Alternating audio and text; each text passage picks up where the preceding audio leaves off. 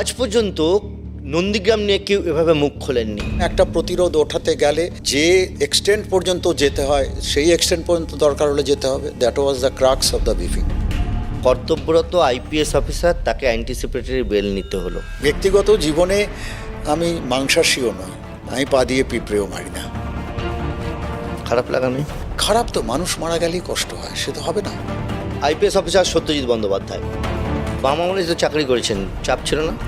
চাপ ছিল, যেটা পছন্দ হয়নি শুনিনি, অসুবিধা কি হয়েছে? খুব বেশি হলে বদলি হতে হয়। খুব বেশি হলে বদলি হতে হয়, হয়েছি একবার। কেস ডায়েরিতে আজ আমাদের অতিথি আইপিএস অফিসার সত্যজিৎ বন্দ্যোপাধ্যায়। এমন একজন অফিসার যারকে আপনারা খুব বেশি হয়তো দেখেননি বা জানেন না, কিন্তু তার জীবনে এমন এমন গল্প আছে যা অবশ্যই অত্যন্ত ইন্টারেস্টিং। সত্যজিৎবাবু, আপনাকে স্বাগত কেস ডায়েরিতে। নমস্কার। প্রথমে শুরু করবো এমনি স্বাভাবিক যে ধরনের কথাগুলো দিয়ে আমরা শুরু করি, যে কীভাবে প্রফেশনে এলেন বা কী পারিবারিক ব্যাকগ্রাউন্ড ছিল। আপনাদের সময় তো পুলিশের চাকরি সহজে কেউ আসতে চাইতো না। আসল কথা, আমাদের ব্যাপারটা হচ্ছে, আমরা তো পারিবারিক সূত্রে ওপার বাংলা থেকে আসা মানুষ। আমরা মানে আমার পিতৃদেব, আমার মা আর উপরের কয়েকজন দাদা, আমরা সব পশ্চিমবঙ্গে জন্মেছি। তো অনেক ভাই বোনের সংসার। বাবা ছিলেন আয়ুর্বেদ চিকিৎসক, সংস্কৃতের পণ্ডিত মানুষ। তো তার ফলে আমরা বাড়ির গৃহের পড়াশুনোতেই বড় হয়েছি। তার সঙ্গে একটা জিনিস বুঝে গেছিলাম যে ভবিষ্যতে নিজের ভাবনাটা নিজেকেই করে নিতে হবে, যেমন আমার দাদারাও করেছেন, সবাই করেছেন। তো তার ফলে প্রাথমিকভাবে যে পড়াশুনোর পরে চাকরি পাওয়া যায়, অর্থাৎ মোটামুটিভাবে তখনকার সময় হায়ার সেকেন্ডারি থেকে পার্ট 1, আমরা ওল্ড হায়ার সেকেন্ডারি ছাত্র, ঠিক। তো পার্ট 1 পরীক্ষা দিলেই তখন অনেক পরীক্ষা টরীক্ষা দেওয়া যেত। এইটা মাথায় রেখেই প্রথমেই চাকরির পরীক্ষা দিতে শুরু করি। বিজ্ঞান নিয়ে পড়াশুনো করার একটা সুবিধা থাকে আমাদের, তো তার ফলে পরপর যে কটা পরীক্ষা দিয়েছিলাম প্রায় সব চাকরি পেয়ে গেছিলাম।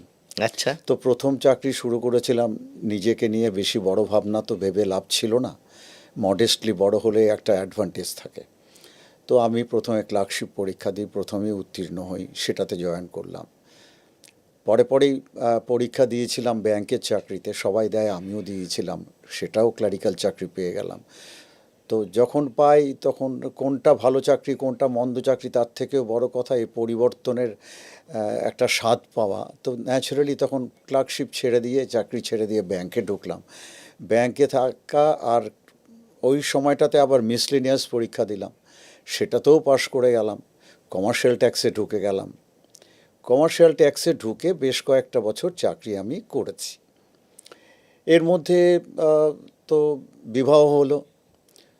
তো আমার স্ত্রীর একটা দাবি হলো যে বাড়ির দাদারা সব শিক্ষক, বুদ্ধিজীবী, বাড়িতে লেখাপড়ার একটা পরিবেশ, তোমার বয়স আছে যখন, তুমি থেমে থেকো না, একবার অন্তত বিসিএসটা দাও।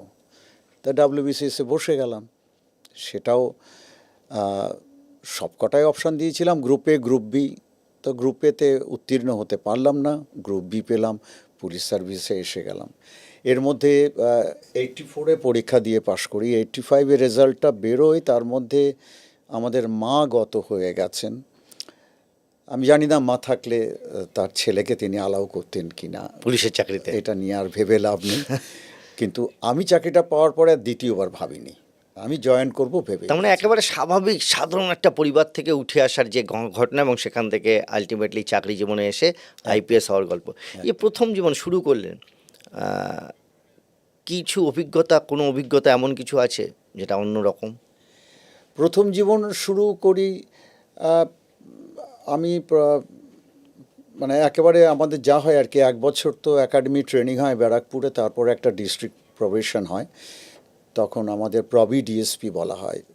তো তখন প্রথম যেটা আমার চমক লাগে সেটা হচ্ছে খুব নিগুড়ভাবে থানাকে দেখা। আচ্ছা। আর সাধারণ একটা ছেলে হিসেবে তো কখনো থানায় যেতে হয়নি, যায়নি। শুধুমাত্র একবারই ফেস করেছিলাম চাকরির ক্ষেত্রে, চাকরি পাওয়ার আগে যেমন একটা আমাদের হয় সার্ভিস, এই মানুষকে মানে একটা ইয়ে হয় আর কি, আইবি থেকে একটা রিপোর্ট তৈরি হয়, সে হয়। তারপর থানায় গেলেন। তো থানায় গেলাম, থানাতে কিভাবে আমাদের প্রসেসটা চলে, গ্রাউন্ড সিস্টেমটা চলে। লেভেলের যারা কনস্টেবলারি, তারপরে এএসআই, তারপরে সাব ইন্সপেক্টর, উপরে বড়বাবু, তখনকার দিনে প্রায় সব থানায় সাব ইন্সপেক্টর ওসি ছিলেন, এবং তারপরে সিআই সাহেব।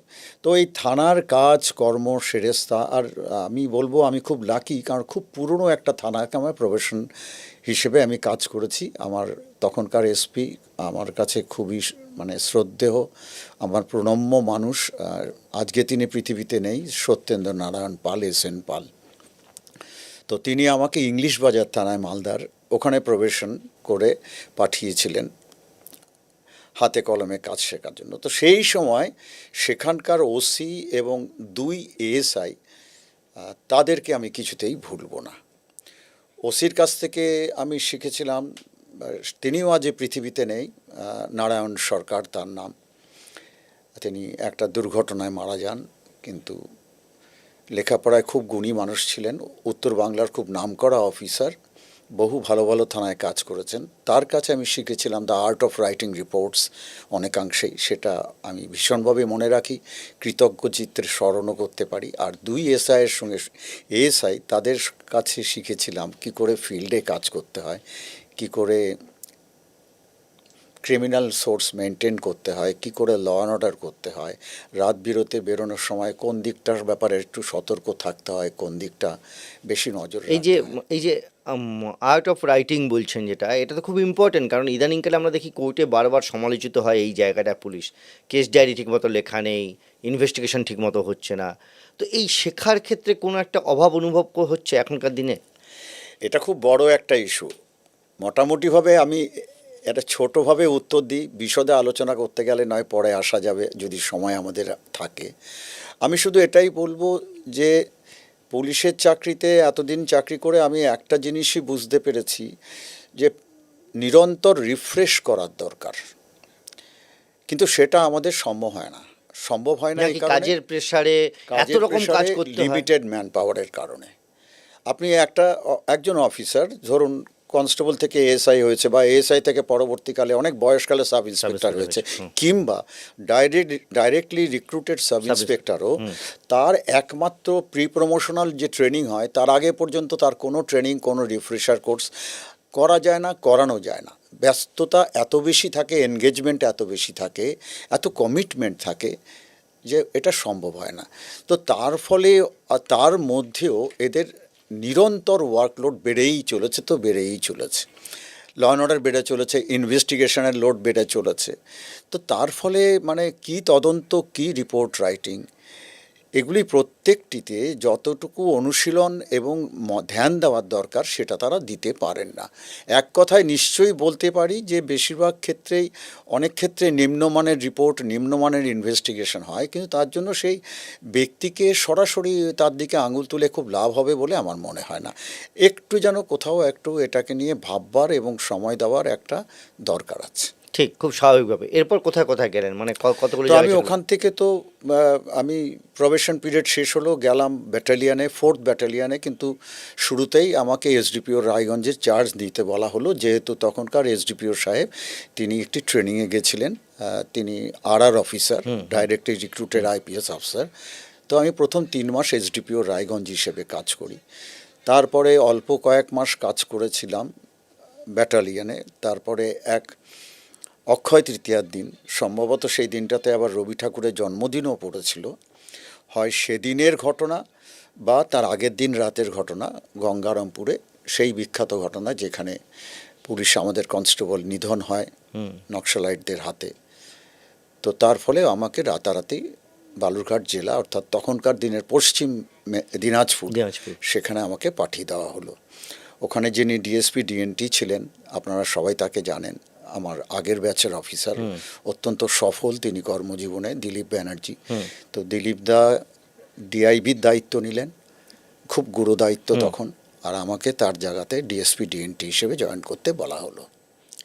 এই যে চাকরি করছেন, এবং আপনি বললেন একটু আগে একটা কথা বললেন, আরআর আর এসপিএস।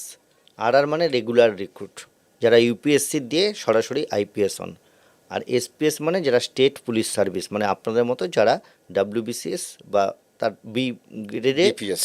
হ্যাঁ, বিপিএস হন। পার্থক্যটা কোথায় থাকে? মানে এই যে এত বছর চাকরি করেছেন, আপনি কি মনে করেন যে এসপিএসরা কোনো অংশে কম বা আরআররা কোনো অংশে বেশি? এই প্রশ্নের উত্তর আমি এভাবেই দেব, তাহলে তার আগে আমি একটা পাল্টা প্রশ্ন আপনাকে ছুড়তে পারি। বলুন। সেটা হচ্ছে প্রমোটি সাব ইন্সপেক্টর আর ডাইরেক্ট সাব ইন্সপেক্টরের মধ্যে আপনি কাকে পছন্দ করবেন? আমি প্রমোটিভ সাব ইন্সপেক্টর। কিন্তু সব ক্ষেত্রে নয়। সব ক্ষেত্রে নয়। ঠিক এটাও তাই, আচ্ছা। এটাও একদমই তাই। দেখুন, অনেক মানুষের ক্ষেত্রেই খোঁজ করলে আপনি পাবেন, আমি তার ব্যতিক্রম, কারণ আমি ইউপিএসসিতে বসিনি, বয়সের কারণে বসা হয়নি। পারতাম কিনা পেতাম কিনা জানি না। অনেকেই হয়তো কিছু কিছু মানুষ আছেন যারা ডাব্লিউবিসিএস খুব সহজে বেরিয়েছেন বা প্রথমবারই বেরিয়েছেন, তারপরে তারা চেষ্টা করেও ইউপিএসসি পাননি।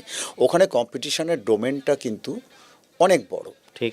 আমি হাইপোথেটিক্যালি না বললেও এই প্রবণতা কিন্তু অস্বীকার করা যায় না, লেভেল অফ ইন্টেলেক্ট আর অফিসারদের একটু বেশি হতেই পারে।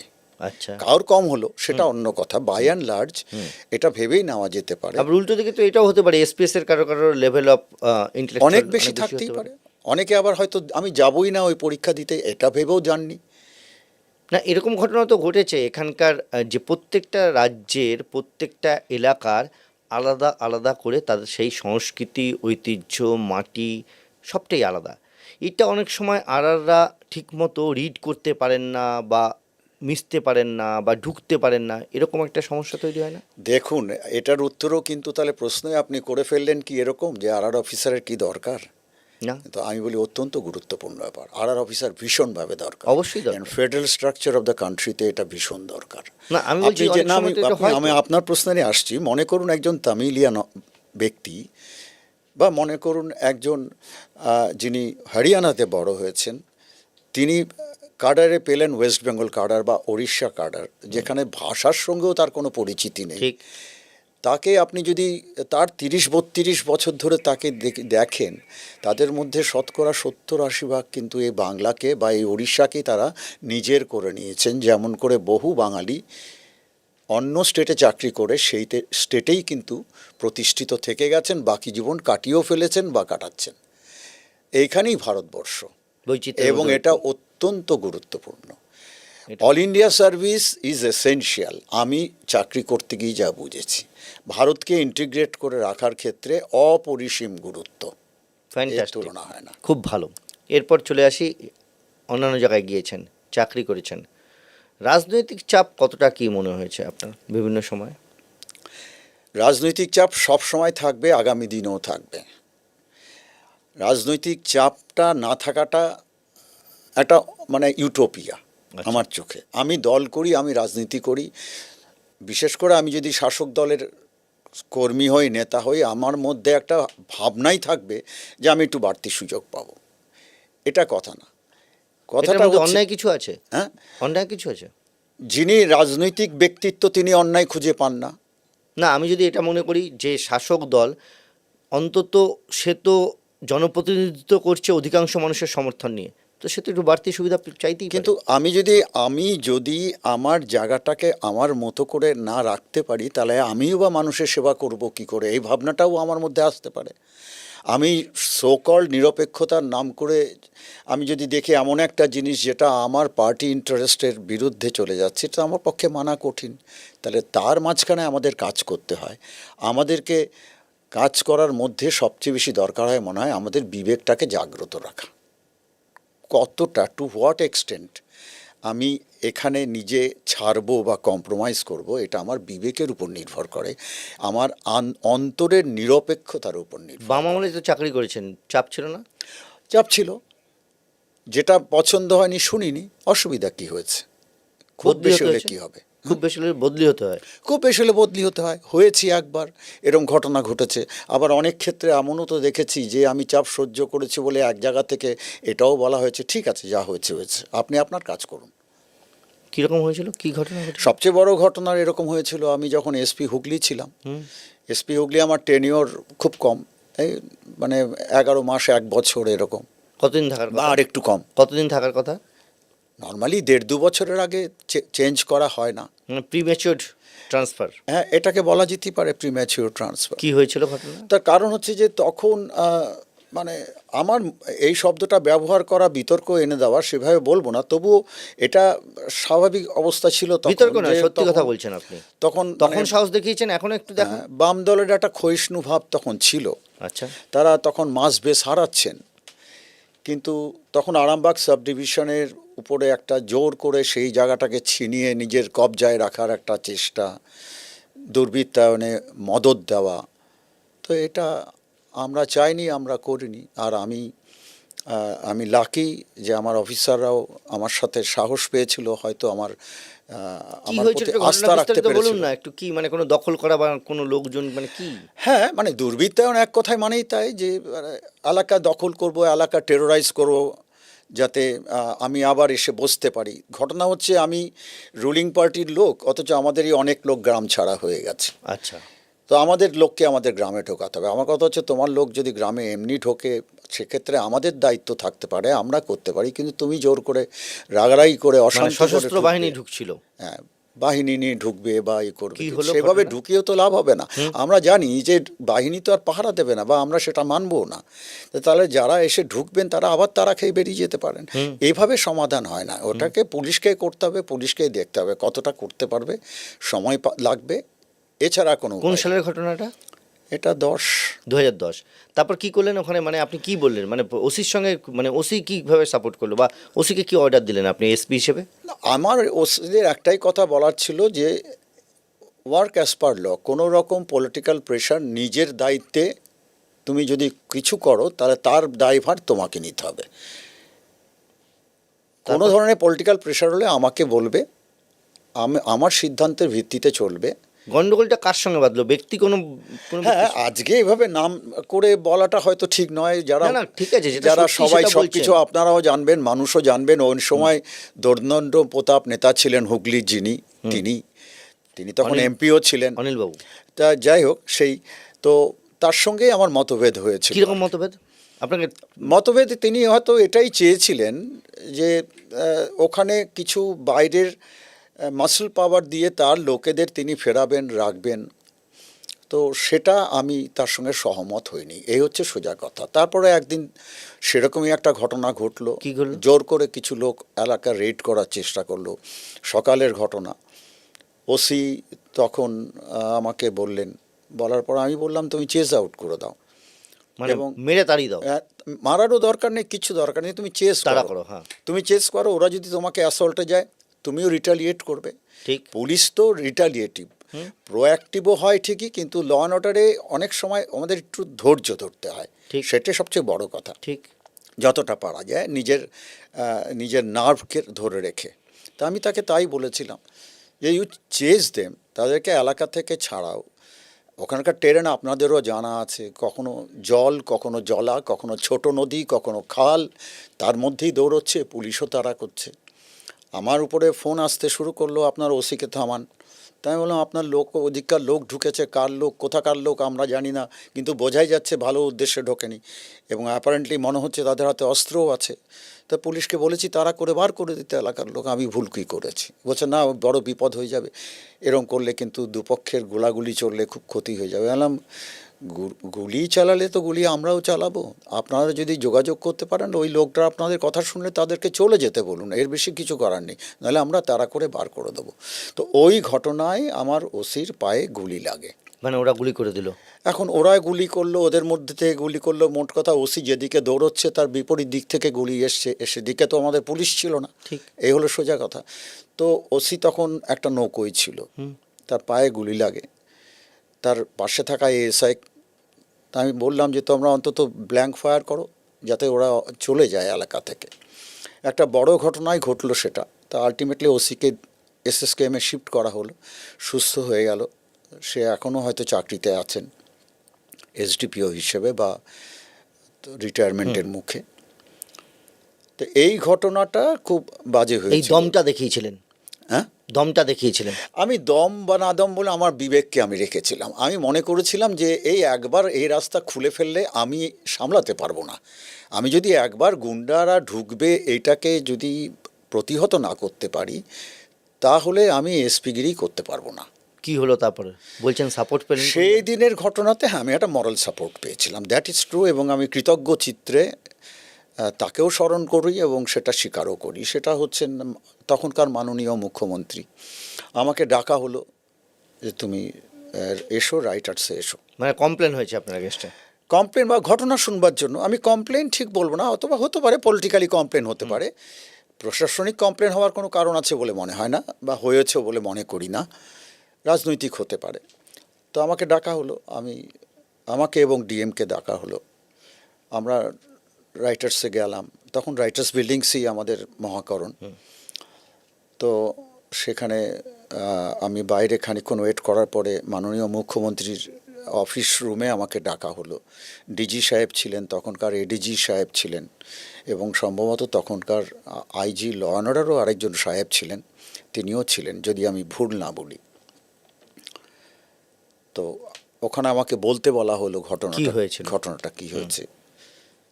তখন নাম করে বললেন, অনিলবাবুর নাম করে বললেন যে এরকম আপনার সঙ্গে হ্যাঁ, আমার সঙ্গে যার ফোনে কথা হয়েছে তার নাম আমি বললামই তখন। তো মানে আপনাকে ধমকানোর চেষ্টা, পাল্টা আপনি স্ট্রেট আপনার পজিশন সব বললেন? সব বলেছি, সবটাই বলেছি। যা যা কথোপকথন হয়েছে, যা ঘটনা ঘটেছে, যতটুকু আমি শুনেছি আমার অধস্তন সহকর্মীর মাধ্যমে, সবটাই বলা হলো। এবং ধৈর্য ধরেই তিনি সবটা শুনলেন। তিনি শুনে একটাই কথা বললেন, পুলিশের কাজই করুক, এসব নিয়ে কিছু ভাবতে হবে না। এক কথাই বললেন, এবং আমাকে বলা হলো তুমি চলে যাও এবার। আমি ফিরে এলাম। তারপর তো বদলি হয়ে গেলেন? তার পরেই নয়, তার কিছু পরে। যদি ওই ঘটনা আপনার মনে হয় যে অবশ্যই? আমি মনে করি না এই ঘটনায় আমাকে সরানো হলো। আবার এটাও ঘটনা হতেই পারে যে নিরন্তর রাজনৈতিক চাপ থাকতে পারে। এটা নিয়ে আমি ঠিক মন্তব্য করে কাউকে দায়ীও করতে চাই না, কিছু করতেও চাই না। তবে আমি সবসময় এটাই মনে করি, আমাদের জীবনে যার ক্ষেত্রে যা হয় সেটাকে জোর করে আনডু করতে নেই, সেটা ভালোই হয়। পরবর্তীকালে প্রমাণও হয়েছে আমার ব্যক্তিগত জীবনে। আমি তারপরে কলকাতা পুলিশে আসি, দেখা গেল সেই সময় আমার কলকাতা থাকাটা খুব প্রয়োজনও হয়ে পড়েছিল। আমি তারপরে কলকাতায় সাকসেসফুলি অনেকটা সময় কাটাই। এখান থেকে আমার প্রমোশন হয়। সবই ঠিক আছে, সবই মেনে নিলাম। এই যে বলছেন আপনাকে বদলি হতে, কিন্তু একটা ক্ষমতাধর জায়গা। আর পুলিশের চাকরিতে সব থেকে যেটা লোভনীয় হয়, একটা ক্ষমতা থাকবে, প্রচুর লোকজন মানবে, ডিপার্টমেন্টের সবাই এক কথায় উঠবে বসবে, একটা থাকে তো বিভিন্ন পুলিশ ডিপার্টমেন্টের মধ্যে আমি দেখেছি আইপিএস বা যে কোনো লেভেলের, এমনকি ওসিরাও পর্যন্ত দাপুটে ওসি, বিরাট ক্ষমতাশীল ওসি, বা এসডিপিও বিরাট দাপুটে, বা অ্যাডিশনাল এসপি। আমরা তো জানি দিনের পর দিন, বছরের পর বছর চাকরি করে যাচ্ছে, কাউকে পাত্তা দেয় না, এরকম লোক আছে। রাজনৈতিক ক্ষমতা থাকে, কখনো প্রশাসনিক ক্ষমতা থাকে, কখনো তাদের সত্যিই ভালো লোক বা তার সত্যিই তার সেই দাপট রয়েছে। এই ঘেরাটোপে পড়ে এই যে ক্ষমতার চাকরি করা, এটা কতটা আপনাকে আকৃষ্ট করতো, কতটা আপনি এটাকে পাত্তা দিতেন না? দেখুন, আমাদের চাকরির তো সত্যি একটা ক্যারিশমা আছে, কোনো সন্দেহ নেই। এবং এটা কতটাই বলি, প্রথম কথা, অনেক বড় সাহেব মানে এসপিদের মুখেও এই গল্প শুনেছি এবং নিজেও প্রত্যক্ষ করেছি। যে থানার যে ওসি খুব পরিশ্রমী এবং পাবলিক রিলেশন রাখে, তার সঙ্গে আপনি যদি কোনো একটা এলাকাতে যান, আপনি এসপি হয়ে যাচ্ছেন, আপনার সঙ্গে ওসি যাচ্ছেন, কিন্তু মানুষ ওসির ঘাড়ের উপর পড়ে, ঠিক। এসপিকেও চেনে না। ঠিক। ওসি হয়তো শ্রিঙ্ক করে যাচ্ছে, অস্বস্তি পাচ্ছে। এবার the way you look into it, আপনি এসপি হিসেবে এটা কিন্তু গর্বেরও মনে করতে পারেন। আবার আপনি মনে করতে পারেন আর আমাকে কেন কিছু ভাবছে না, কিন্তু আমার তারা কাঁধের তারা, এটা মানুষকে কতটা বোঝে সেটার দিকে তো বিচার করে লাভ নেই। তাহলে আমার মনে হয় এটাই, যে সবটাই অনেকটা ব্যক্তির উপর নির্ভর করে। আমি বলি এটাই যে আমি প্রচুর ভালোবাসা পেয়েছি, এখনও অনেক জায়গায় কাজ করেছি। কিছু কিছু মানুষ এখনও যোগাযোগ রাখেন, মনে রাখেন, কথা বলেন, কথা বলতে আমারও ভালো লাগে। আমিও চেষ্টা করি মানুষকে উত্তর দেওয়ার। তো এই সমস্ত ব্যাপারটাই কিন্তু নট ইন জেনারেলিটি, ওরকমভাবে লেভলাম না। এটা প্রতিটি মানুষের তার মাইন্ড ফ্রেমের উপর ডিপেন্ড করে যে আমি এই চাকরিটাকে কিভাবে দেখব, কতটা আত্ম অহংকারের সঙ্গে নেব, আর কতটা নিজের কাজের মোটিভেশনের সঙ্গে মিলিয়ে নেব। না, আসলে মানুষ হিসেবে আপনি প্রথমেই ঠিক করে নিয়েছিলেন এই সমস্ত লড়াইয়ের মধ্যে আমি নেই। সত্যি তাই, আমার অতটা ইচ্ছাও ছিল না। আমি ভাবি কাজ করতে যেখানে পাঠাবে সেখানেই কাজ করব। আর কাজ যখন করব মন দিয়ে কাজ করব, বিবেককে জাগ্রত রেখে রিটায়ারমেন্টের যতটা পারা যায়। রিটায়ারমেন্টের পরে তো কাজ করেছেন, হ্যাঁ, রিটায়ারমেন্টের পরে আমি কমিউনিটি পুলিশে কাজ করেছি। কি কাজ করতে হতো? এবং আমি রিটায়ারমেন্টের পরে আমার যে এমপ্লয়মেন্ট হয় নর্মালি 1 বছরের হয়, কিন্তু আমি একসঙ্গে 2 বছর পেয়েছিলাম। কৃতজ্ঞ চিত্রে সেটা স্মরণও করতে পারি। কেন? কেন গুড বুকে কেন কি ছিলেন? করে বলবো? গুড বুকে আমি ছিলেন? কলকাতা পুলিশেই ছিলাম, তো কলকাতা পুলিশে যেদিন রিটায়ার করেছি পরের দিনই এমপ্লয়মেন্টে জয়েন করেছি, আচ্ছা, দ্য ভেরি নেক্সট ডে। আচ্ছা। 30 এপ্রিল 18তে রিটায়ার করেছি, 1 মেতে এমপ্লয়মেন্টে জয়েন করেছি। Before my retirement I receive the order of employment. কি করতে হয় কমিউনিটি পুলিশে হঠাৎ এত জোর দেওয়া কেন? কমিউনিটি পুলিশিং ছাড়া পুলিশ এরপরে সাস্টেইন করতে পারবে না। কেন বলছেন? দোজ ডেজ আর কামিং, আপনাদের জন্য আরও বেশি। কিরকম? আপনারা তো মানুষকে অ্যালার্ট করছেন, এবং এটার বড় কাজ হচ্ছে তো সোশ্যাল মিডিয়া এর ফলে মানুষ যে প্রান্তেই থাক না কেন, যে যতই বোকা শোকা হোক না কেন, অ্যান্ড্রয়েড ফোন সবাই এখন চালাতে জানে, আমাদের থেকে হয়তো বেশিই জানে, যে আমরা যারা বয়স্ক। তো তার ফলে মানুষের সঙ্গে নিবিড় যোগাযোগ না বাড়িয়ে রাখতে পারলে পুলিশিং করা যাবে না। রক্তচক্ষুর পুলিশিং কিন্তু এখন আর পুলিশিং নয়, একদমই নয়। তাহলে কলকাতায় কি মোটেও কি তাই। প্রজেক্ট, মানে এই আপনি হলেন যে কমিউনিটি পুলিশের দায়িত্ব নিলেন, কি কি করলেন? কমিউনিটি পুলিশে কলকাতার অনেকগুলো প্রজেক্ট আছে, তার মধ্যে সবচেয়ে বড় প্রজেক্ট হচ্ছে প্রণাম। এটা আমি নাম উল্লেখ করেই বলতে পারি, খুবই শ্রদ্ধেয় আধিকারিক, আমাদের অনেক সিনিয়র, তিনি গৌতম মোহন চক্রবর্তী সাহেব। তিনি কলকাতা পুলিশে কমিশনার থাকাকালীনই এই প্রণাম প্রজেক্টটাকে তিনি লঞ্চ করেন। একজন শিল্পপতিকে বলেন, তার সাহায্য নিয়ে পুলিশের তদারকিতে তার হাতেই দেওয়া হয়েছিল।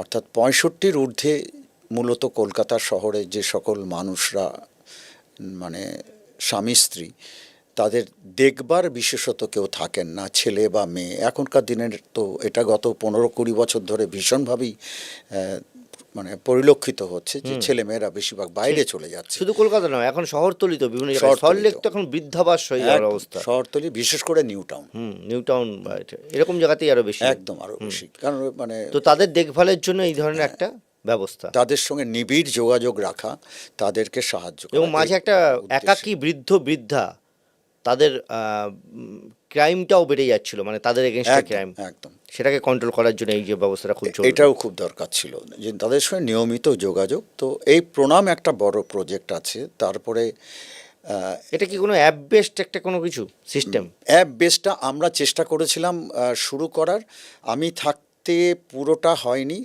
চালু হয়নি।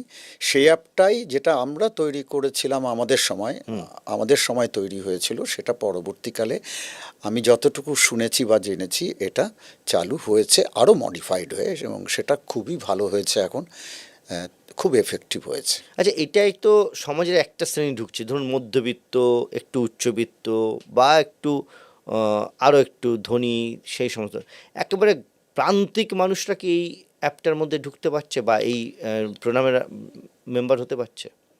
দেখুন, কলকাতা শহরের মধ্যে অর্থনৈতিকভাবে এই পিছিয়ে পড়া যারা, মানে ভাগ ভেঙে দেখা বা ভাগ করার কিন্তু কোনো জায়গা নেই। আচ্ছা, তার কারণ হচ্ছে এটা দুভাবে করা হয়। একটা হচ্ছে মানে কলকাতা পুলিশের সাইটে প্রণাম সংক্রান্ত যথেষ্ট তথ্য পাওয়া যায়। মানুষ যদি অর্থনৈতিকভাবে পিছিয়েই থাকেন, তার মানে এই নয় তিনি তার প্রয়োজনে কলকাতা পুলিশ সাইট দেখেন না বা দেখবেন না। সেখানে গেলেই তিনি ওখান থেকেই প্রণামের জন্য কিন্তু সদস্য পদের জন্য অ্যাপ্লাই করতে পারেন। অতএব যে অ্যাফ্লুয়েন্ট, যার ছেলে বাইরে আছেন, তিনি হয়তো একটু আগে জেনেছেন, ওখান থেকেই তার মা বাবাকে মেম্বারশিপের অ্যাপ্লিকেশন করিয়ে দিয়েছেন। মা বাবা হয়তো বরং বৃদ্ধরা হয়তো অতটা টেকসাবি নন।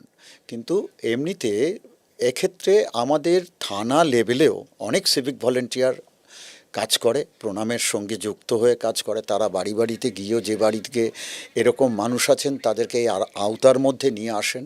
আর এখন যেহেতু এই কলিংটা অ্যাপ বেসড হয়ে গেছে, আগেকার দিনে কলিং যদি 150-200 হতো, এখন সেটা ছাড়িয়ে 2000 হয়ে কি গেছে। কি সার্ভিস আপনারা দেন এই সমস্ত বৃদ্ধদের? প্রথম হচ্ছে তাদের সঙ্গে যোগাযোগ রাখা, সবচেয়ে বেশি বড় কথা, মানে আস্থার জায়গা। আস্থার জায়গা। Second? কোনো প্রয়োজন হলে আমি যদি নিয়মিত যোগাযোগ রাখি, স্বাভাবিক কারণে তারা 2বার বা 3বার কল পেলেই তার সমস্ত অসুবিধার কথা তিনি এখানে কিন্তু বলতে আরম্ভ করবেন।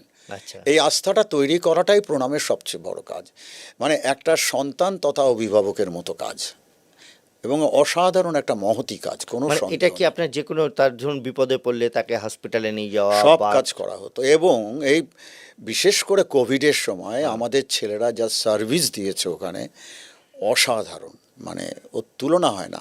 আমি বরঞ্চ বলি যে তার যেন শুধু প্রণাম নয়, ইভেন কলকাতা পুলিশের রেগুলার ব্যাপারেও আমাদের তখন একটা ওয়েলফেয়ার উইং ছিল, তারাও যে ধরনের কাজ করেছে তার তুলনা হয় না, তার সত্যি জুড়ি মেলা ভার।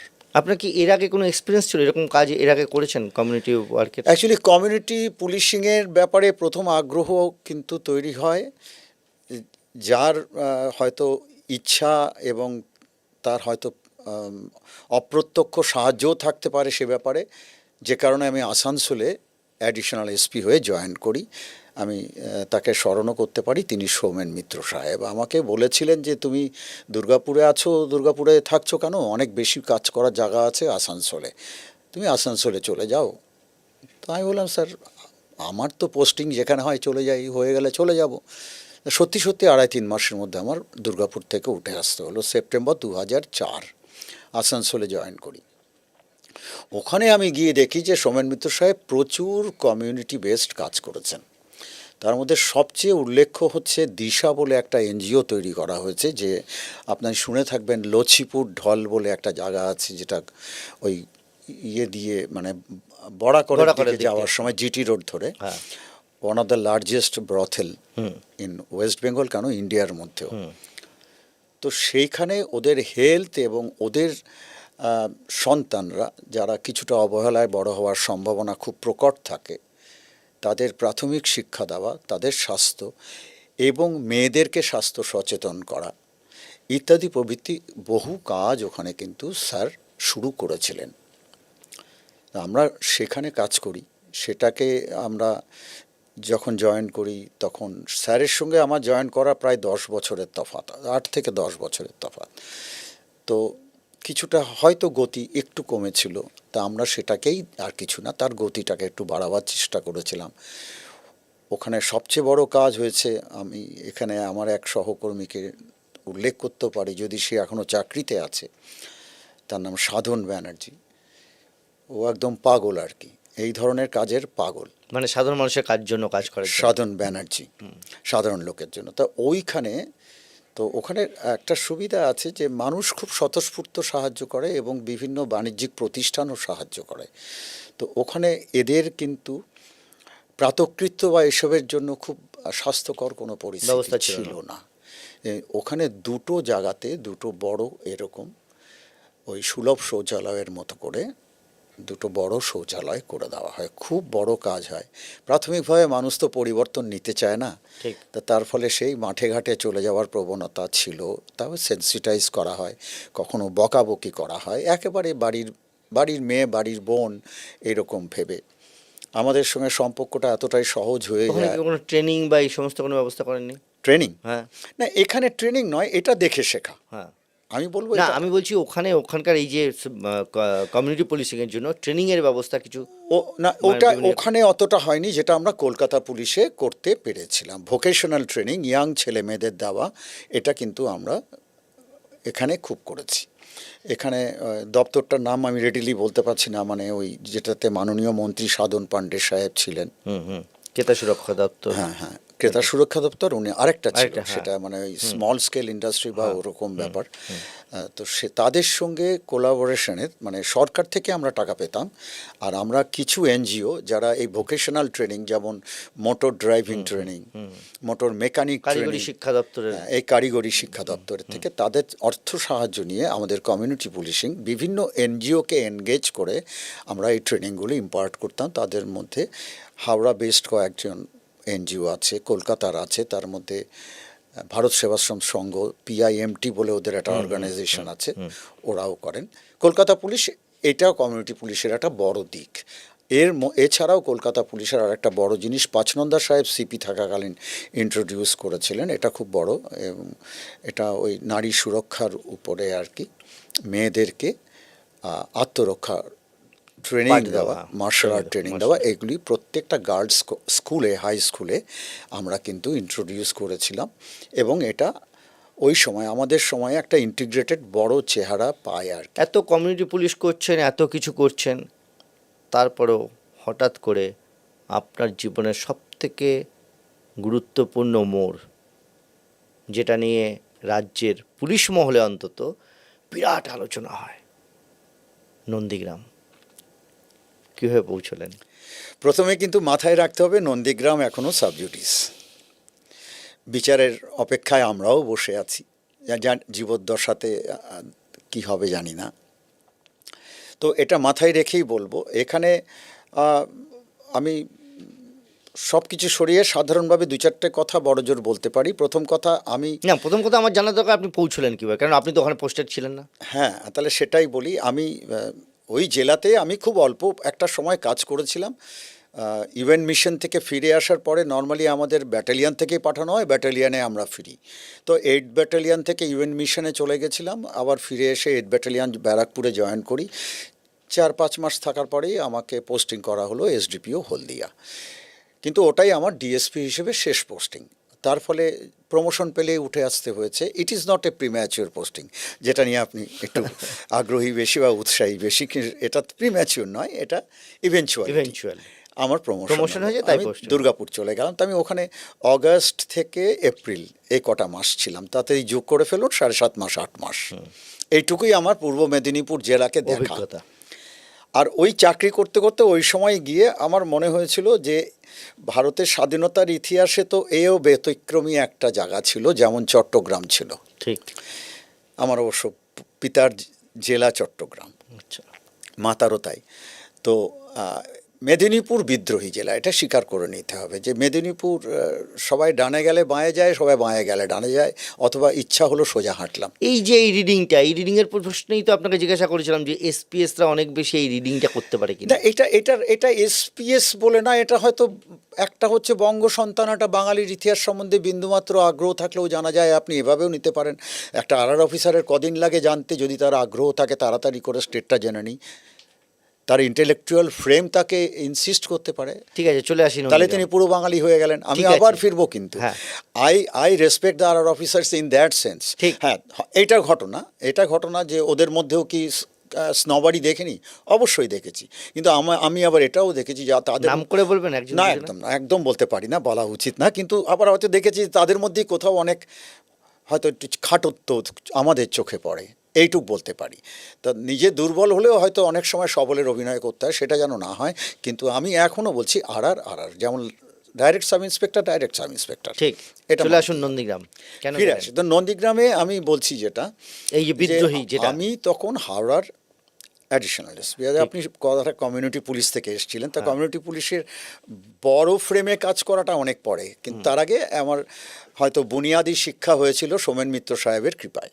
তো তারপরে তারপরেই আমি হাওড়াতে আসি। তো হাওড়াতে একদিন হঠাৎ করে বিকেলে আমাকে বলা হলো, তোমায় নন্দীগ্রাম যেতে হবে, নন্দীগ্রামে একটা ল অ্যান্ড অর্ডার আছে। আমরা তো পত্রপত্রিকায় দেখছি, তখনকার অবস্থাটাও খুব ভালো করে জানি কি চলছে, কি অবস্থা চলছে। এটা একটা অপেক্ষারই ব্যাপার ছিল যে এক সময় তো নন্দীগ্রামে একটা কিছু ঘটতেই পারে, যখন ওখানে বহুদিন ধরে একটা সিজ হয়ে আছে, 2.5 মাস ধরে নাকি বলবো, কারণ আমি তো আর কাজ করি না, 2.5 মাস ধরে ঢুকতে পারছে না কেউ, প্রশাসন ঢুকতে পারছে না, কেউ ঢুকতে পারছে না। ততদিনে একজন পুলিশের অফিসারকেও মার্ডার করা হয়ে গিয়েছে, একজন পুলিশ অফিসার তখন মারা গেলেন, এই ঘটনায় ঘটলো। তো একটা খুব তখন ভোলাটাইল অবস্থা। তা আমাকে বলা হলো তোমায় যেতে। তো আমার যেটা আমি পরে বুঝতে পারলাম তার কারণ একটা মেসেজও বলা হলো যে অ্যাডিশনাল এসপিকে যেতে বলা হয়েছিল, তার যেহেতু তার কর্মকাণ্ড দায়িত্বটা শহর ঘিরে অনেক বেশি, সেটাকেই হয়তো মাথায় রেখে এসপি সাহেব, আমি যেহেতু তখন রুরাল জোনটা দেখতাম, আমাকে বলা হলো যে 2-1 দিনের ব্যাপার আছে, টাউনের অ্যাডিশনাল এসপিকে ছাড়তে গেলে একটু অসুবিধা হবে। উনি আমাকে বললেন যে আমি পিডিকে জানিয়ে দিচ্ছি, আপনি চলে যান। তো ন্যাচুরালি আমি যাওয়ার কথা ছিল অন্য একজনের, কিন্তু এসপি মনে করলেন, তাই যেতে হলো। যেতে হলো, চলে গেলাম। আমি চেষ্টা করেছি সারা জীবন যে ডিউটি দিলে না না বলতে, আমি না কখনো বলতাম না। তো চলে গেলাম নন্দীগ্রামে যেদিন গেলাম, তাহলে অঙ্ক যদি পিছন থেকে করি সম্ভবত এরকমই হবে। 12 তারিখে রিপোর্ট করলাম, 13 তারিখে পরের দিন একটা ব্রিফিং হলো, 14 তারিখের ইনসিডেন্ট। 12 তারিখ পৌঁছলেন, তারপর ব্রিফিং কি হলো? মানে এই যে 13 তারিখ বললেন আপনি, briefing হয় হলো। 12 তারিখ রাতে পৌঁছলাম অথবা 13তেই খুব আর্লি মর্নিংয়ে পৌঁছে ঠিক, গেলাম। briefing কোনটা টা করেছি important। আজকে মনে নেই। মোট ঠিক। কথা 13 তারিখে ব্রিফিং অ্যাটেন্ড করলাম। ব্রিফিংটা কি হলো? ব্রিফিং সম্ভবত তমলুকে হয়েছিল কোনো একটা অডিটোরিয়ামে। ব্রিফিংয়ে তখনকার IG western zone, DIG Midnapore, SP পূর্ব মেদিনীপুর, আরও বেশ কিছু অফিসার যাদেরকে ড্রাফট করা হয়েছে, তাদের মধ্যে SP level, additional SP level, DSP level, তারপরে ওই জেলার জোনাল অ্যাডিশনাল এসপি যে 3 জন ছিলেন, এরা সবাই ব্রিফিংয়ে ছিলেন। এবং ব্রিফিং হয়েছিল প্রায় ঘন্টা দেড়েকের ব্রিফিং কি হয়েছিল। ব্রিফিং হয়েছিল? ব্রিফিংয়ে এটাই বলা হলো যে 2.5 মাস ধরে ওখানে নন্দীগ্রাম এমন একটা পরিস্থিতি তৈরি হয়ে আছে, ওখানে সরকারি কোনো পরিষেবা কিছুই দেওয়া যাচ্ছে না। হেলথের লোক ঢুকতে পারছে না, বিডিওরা যেতে পারছেন না, এমনকি লোকাল পুলিশও যেতে পারছে না।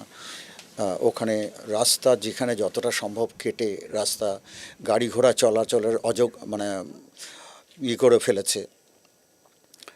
তারপরে এমনি মানুষেরও অবরোধ আছে, মানুষের নজরদারি আছে, প্রশাসনের লোক ঢুকতে গেলে তাদের আটকানো হচ্ছে। এভাবে চলতে পারে না। তা সরকারি সিদ্ধান্ত হয়েছে মানুষের এই প্রতিরোধটাকে উঠিয়ে ওখানে রুল অফ দ্য ল্যান্ড তাকে এস্টাবলিশ করতে হবে, রাস্তাঘাটগুলোকে রিপেয়ার করতে হবে। রিপেয়ার করা মানে পিডাব্লিউডির লোক যাবে, তো এখন কাজ করার পরিবেশ তৈরি করতে না পারলে তারা যাবে কি করে, গিয়েও বা কী করবে? তো স্বাভাবিক কারণে আমাদেরকেই যেতে হবে। আমাদের যাওয়া মানে মানুষের প্রতিরোধটাকে উঠিয়ে দিয়ে ওটা ওভারকাম করে আমরা প্রথম রুল অফ দ্য ল্যান্ড প্রতিষ্ঠা করব, তারপরে সরকারি পরিষেবাগুলি হবে। এটাই টোটাল ব্রিফিং ছিল। এখন একটা প্রতিরোধ ওঠাতে গেলে যে এক্সটেন্ট পর্যন্ত যেতে হয় সেই এক্সটেন্ট পর্যন্ত দরকার হলে যেতে হবে। That was the crux of the briefing. এই যে যাবেন, তার প্রস্তুতি কি ছিল? এবার ব্রিফিং তো হলো, এরপর প্রস্তুতি কি ছিল? প্রস্তুতি প্রচুর, পুলিশিংয়ের ব্যবস্থা ছিল হিউজ, প্রচুর ম্যান পাওয়ারের ব্যবস্থা ছিল। মোটামুটি 3টে জায়গা থেকে পুলিশ এগোবে ঠিক করা হয়েছিল। যেহেতু অনেক দিনের ব্যাপার, সব জায়গাগুলোর নামে হয়তো ভুল বলে ফেলতে পারি। তাও যতটা একটা খেজুরির দিক দিয়ে একটা জায়গা আছে, আমরা যেখানে ছিলাম সেটা হচ্ছে গোকুলনগর, অধিকারী পাড়া, মালোপাড়া, এই দুটো গ্রামে আমাদের যেতে হবে। এছাড়া আরও একটা জায়গা ছিল, সেই জায়গাটার নামটা আমি রেডিলি মনে করি। ভাঙাবেড়া। হ্যাঁ, ওই ভাঙাবেড়া তো একটা হলো। ভাঙাবেড়াটাই মনে হয় খেজুরির দিক দিয়ে আসা, আমি যদি ভুল না বলি। তার এদিকে হলো আমরা, অর্থাৎ গোকুলনগর, অধিকারী পাড়া, মালোপাড়া। আর তার থেকে ফার্দার আরেকটু, এটাকে বলবো সাউথ ওয়েস্টের দিকে সম্ভবত, আর টু ওয়েস্টের দিকে আরেকটা ছিল, যেখানে সম্ভবত আমি যদি ভুল না বলি অশোক বিশ্বাস তাকে দায়িত্ব দেওয়া হয়েছিল। ওখানে অশোকই ছিলেন একা সম্ভবত। এরকমভাবে 3টে টিম করা হলো, প্রচুর পুলিশ আমাদেরকে দেওয়া হলো। সেদিন রাত্রিবেলা পুলিশকে বুঝে নিতে বলা হলো। তা আমাদের পুলিশ ম্যান পাওয়ার আমরা বুঝে নিলাম, বুঝে নিয়ে গোকুলনগর হাই স্কুলেই সম্ভবত রাখা হয়েছিল। তো এইভাবে এই পুলিশ অ্যারেঞ্জমেন্টটা তৈরি করা হয়েছিল। আগে কোনো মানে এই ধরনের যখন প্রস্তুতি হয় তখন ইন্টেলিজেন্স রিপোর্ট নিয়ে কোনো আলোচনা হয় না? কি আছে ভেতরে, কারা আছে, গেলে পরে কি মুখোমুখি হতে পারেন? দেখুন, এই কাজগুলি তো জেলা পুলিশের, ঠিক। আমি তো বাইরের জেলার অফিসার। না, এরকম কতটা হোমওয়ার্ক হয়েছে, কতটা প্রিপারেশন হয়েছে, নিশ্চয়ই কিছু হয়ে থাকবে। না থাকলে তো এত সিনিয়র লেভেল অফিসাররা যখন একটা ল অ্যান্ড অর্ডার হ্যান্ডেল করছেন, তাহলে নিশ্চয়ই সব দিক তারা দেখেছেন, এটা আমি হাইপোথেটিক্যালি ধরে নেব। এক্ষেত্রে তো আমি বললামই, হয় আগের দিন পৌঁছেছি, নাহলে তার আগের দিন পৌঁছেছি, সেকেন্ড বা থার্ড ডের ইনসিডেন্ট। অর্থাৎ এই ব্যাপারে তো আমি আলোকপাত করতে পারবো না। আপনি জেলার অফিসাররা কি করেছেন বা না করেছেন এটা আমি ঠিক বলতে না, পারবো এমনি না। সাধারণত কি প্র্যাকটিসটা তো থাকে যে একটা ইন্টেলিজেন্স রিপোর্ট থাকবে আগে থেকে, ওখানে বলছেন 2.5 মাস আগে থেকে, আপনার হয়তো জানা নেই, কিন্তু এটা তো প্র্যাকটিস তো এটাই, যে একটা ইন্টেলিজেন্স রিপোর্ট থাকবে, সেটা নিয়েও আলোচনা হবে যে কি বাধা কি আসতে পারে, কতটা আসতে পারে, অপোনেন্টের পজিশন কি, অপোনেন্টের কাছে কী কী আর্মস ওয়েপন্স আছে, এই সমস্তটা নিয়েই তো তারা কী কী তাদের পরিকল্পনা। এটা তো নিশ্চয়ই কিছুটা হয়েছিল। এই কারণে বলি যে ব্রিফিংয়ের সময় তো এরকম বলাও হয়েছে যে প্রতিরোধ যে কোনো এক্সটেন্ট থেকে হতে পারে এবং কোন কোন ধরনের এলিমেন্ট মানুষের সঙ্গে মিশে আছে, ইভেন নক্সালাইটস মাওয়িস্টও আছে কি না বা নেই, কোনোটাই ঠিক করে বলা যায় না, মাওয়িস্টরা থাকতেও পারে, এরকম একটা তো ব্রিফিং ছিলই। তার জন্যই বলা হয়েছিল যে যথেষ্ট প্রিকশন নিয়ে যাওয়া, যে কারণে আমরা সবাই বডি গিয়ার হেড গিয়ার পরেই গেছিলাম, সেভাবেই যেতে আর্মস বলা ওয়েপন্স হয়েছিল। কি ছিল আপনাদের? হ্যাঁ, আর্মস ওয়েপন্স আর্মস ওয়েপন তো মানে প্রচুর ছিল। এটা বরঞ্চ বলতে পারি আর্মস ওয়েপন আমরা নিজেরা, অর্থাৎ আমি, আমার সহকর্মী যিনি আমার সঙ্গে ছিলেন, আজকে তিনি পৃথিবীতে নেই, দেবাশিস বড়াল। শেষ করা। তো আমরা দুইজন যখন পুলিশকে লাইন আপ করলাম রেডি হওয়ার জন্য, তখন দেখলাম যে পুলিশের হাতে প্রচুর আর্মস। তো আমরা বরঞ্চ আর্মসটা একটু কমিয়ে নিয়েছিলাম। আচ্ছা, আমরা আর্মসটা অনেকটাই কমিয়ে নিয়েছিলাম। আমরা শুধু মানে কাজ সিচুয়েশন দেখে মনে হয়েছিল যে তা মানুষ যদি একটা রাইফেল নিয়ে হাত নিজের এনগেজ করে, তাহলে ল অ্যান্ড অর্ডার ফেস করবে কি করে? আমার মূলত দরকার হচ্ছে, প্রথমে দরকার আমার লাঠি, প্রথমে দরকার আমার শক্তপোক্ত ছেলে, তারও আগে শক্তপোক্ত ছেলে, লাঠি, তারপরে গ্যাস গ্রেনেড, রাবার বুলেটস, এগুলি আমাদের আগে বেশি দরকার, তারপরে তো লাস্ট রিসর্ট। তো স্বাভাবিক কারণে আমরা সেভাবে যতটা পেরেছি, যতটুকু মেটেরিয়াল আমাদের কাছে ছিল, মিউনিশনস যতটুকু হাতের কাছে আমরা পেয়েছি, সেভাবে আমরা ওটাই বেশি করলাম। অনেকের ক্ষেত্রে রাইফেল নামিয়ে গ্যাস গান দেওয়া হলো, গ্রেনেড দেওয়া হলো, মানে স্টান গ্রেনেড। স্টান গ্রেনেডগুলি দেওয়া হলো, রাবার বুলেটস দেওয়া স্টান হলো। গ্রেনেড একটু বলে দিন স্টান গ্রেনেড জিনিসটা কি, তা নাহলে লোকে ভুল বুঝতে পারে, মানে যেটা আওয়াজ এবং আওয়াজ অনেক বেশি হয়, যেটাতে আর কারো- কোনো ড্যামেজ বেশি হয় না, আওয়াজ বেশি হয়। তো এইরকমই আমরা এভাবে আমরা ওদেরকে তৈরি করে নিলাম, লাইন আপ করে নিলাম, অনেকগুলো রাইফেলই আমরা নামিয়ে নিলাম। কিন্তু একমাত্র ইএফআর যে ফোর্সটা ছিল, একজন ডিএসপি সাহেবের দায়িত্ব ছিল। ইএফআরের রাইফেল খুলে নেওয়া, নামিয়ে নেওয়ার একটু সমস্যা থাকে নর্মালি, তার কারণ হচ্ছে ওদের একটা অদ্ভুত প্র্যাকটিস থাকে, ওরা হাতে একটা লাঠিও নেয়, একটা রাইফেলও নেয়। তো ইএফআর যে ফোর্সটা পুরোটা আমরা ওদেরকে আর ওভাবে রাইফেল নামাইনি, কিন্তু ওই ডিএসপি সাহেবকে বলে দেওয়া হয়েছিল যে ইএফআরটা তোমরা আমার সাথে রাখবে না, তুমি একেবারে লাস্ট লাইন আপে থাকবে। আর আমাদেরকে বলেই দেওয়া হয়েছিল যে জায়গাটা কিন্তু গ্রামের মধ্যে, এবং অবরোধটা কোথায় হবে তো আগের থেকে বোঝা যায় না, কিন্তু পুরো গ্রাম। তো আপনি ঢুকছিলেন রাস্তা দিয়ে? আমরা রাস্তা দিয়ে ঢুকলাম, পরিষ্কার রাস্তায় লক ফেলা, রাস্তা কাটা, রাস্তার মধ্যে কাঁটা ডাল দেওয়া। আমরা সব তুলতে আরম্ভ করলে, সরাতে আরম্ভ করলে আমরা পৌঁছবই গিয়ে বিকেলে। তো স্বাভাবিক কারণ আমরা কখনো নিচে নেমে যাচ্ছি, মাঠ দিয়ে উঠছি রাস্তা পার করে, আবার রাস্তায় উঠে যাচ্ছি, কখনো লাফিয়ে যাচ্ছি, বা কখনো কিছু ইট ফেলে চলে যাচ্ছি। এইভাবে তিন চারটে রাস্তা, Barricade cross করে। ব্যারিকেড বলতে রাস্তা কেটে দেওয়া, হ্যাঁ, রাস্তা কেটে দেওয়া। অতিক্রম করে আমরা তখন মানুষের মুখোমুখি হলাম, যে জায়গাটাতে হলাম। তো সেই জায়গাটা দূর থেকে দেখার পরে আমি সঙ্গে সঙ্গে ডিএসপিকে বললাম, তাকে বললাম যে এ তো একটা মাঠ পেয়ে গেলাম, মানুষ যখন সামনে আছে, মাঠের একদম শেষ প্রান্তে আপনি এফআর নিয়ে দাঁড়িয়ে থাকুন, আপনাকে আমাদের সঙ্গে আসতেই হবে না। আমি, দেবাশিস আর আমাদের অন্যান্য ফোর্স আর কয়েকজন থানার ওসি, সিআই সম্ভবত তখন সাথে যিনি ছিলেন, তখন সিআই কন্টাই তিনি, আমি যদি ভুল না বলি, তার নামও আজকে আমার মনে নেই।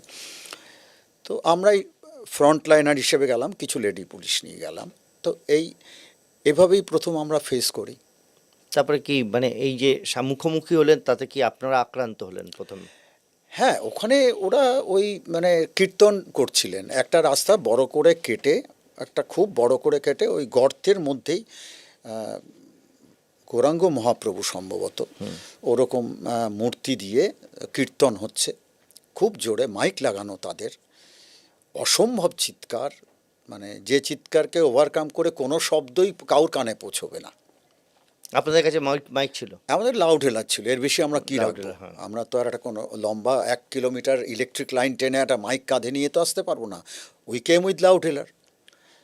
তো ওখানে মাইক চলছে, তো আমরা গিয়ে মাইক বন্ধ করতে, কথা বলবার জন্য চেষ্টা করলাম, মাইক তো বন্ধ করবেই না ওরা। প্র্যাকটিক্যালি খুব একটা সুযোগ ওরা দিলেন না আর কি। ওদেরকে ওরা কী চান, আমরা কী চাই, কেন এসছি, এই দুজনের সঙ্গে দু কথা বলতে যাই তো পাশ থেকে একজন মেয়েদের ধাক্কা মারছে, মহিলা ক্রমশ অ্যাটেনশন ডাইভার্ট LC যারা করে দিচ্ছে। ছিলেন। মানে মানুষের ধৈর্য কম না মানুষের একটা প্ল্যান ছিল, সেটা ঈশ্বর একমাত্র জানে।